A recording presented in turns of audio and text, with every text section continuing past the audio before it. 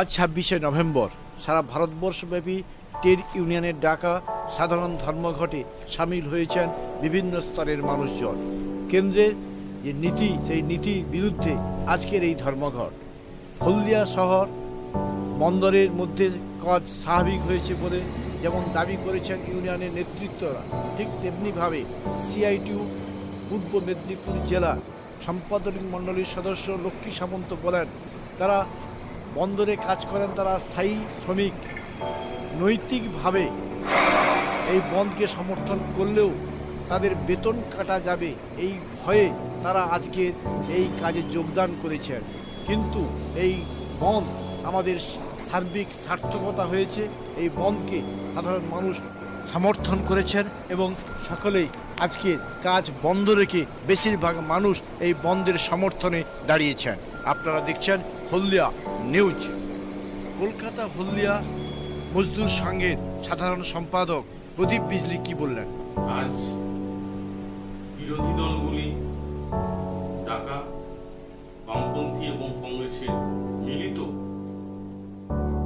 যে ভারত বন্ধ আজ ডাকা হয়েছিল, সেই বন্ধ মানুষ পুরোপুরিভাবে প্রত্যাখ্যান করেছে। কারণ বর্তমান কেন্দ্রীয় সরকারের যে শিল্পনীতি এবং কৃষি নীতি, যে কৃষি আইন পাশ হয়েছে, তাকে ভারতবর্ষের সাধারণ মানুষ এবং শ্রমিক কৃষক তাকে সমর্থন জানিয়েছে নতুন বিল, যার ফলে আজকে ডাকা বন্ধ সারা ভারতবর্ষে কোথাও প্রভাব ফেলে। কিছু কিছু জায়গায় বিশৃঙ্খলা হয়েছে। আপনারা জানেন ভারতবর্ষে বামপন্থারা একটু বেশি বাড়াবাড়ি করেন, সেই কারণে কিছু কিছু জায়গায় হয়তো বিশৃঙ্খলা গন্ডগোল হয়েছে। আমরা ভারতীয় মজদুর সংঘের তরফ থেকে হলদিয়ার শ্রমিক, কৃষক এবং সাধারণ মানুষকে অভিনন্দন জানাচ্ছি এই বন্ধকে ব্যর্থ করার জন্য। কারণ হলদিয়াতে আজকে অন্যান্য দিনের মতো বিভিন্ন কলকারখানা স্বাভাবিক ছিল, যথারীতি শ্রমিকরা কাজে যোগ দিয়েছেন এবং কাজও করেছেন।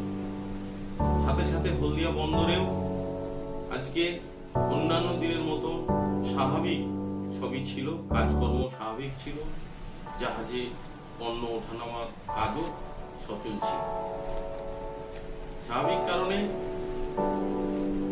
ভারতবর্ষ তথা হলদিয়ার শ্রমিক সমর্থন জানিয়েছে বর্তমান কেন্দ্রীয় সরকারের কৃষি এবং শিল্প নীতিকে, যার কারণে আজকে এই বন্ধ ব্যর্থ হয়েছে। আমরা আরো একবার ভারতীয় মজদুর সংঘের তরফ থেকে শ্রমিক, কৃষক এবং হলদিয়ার জনগণ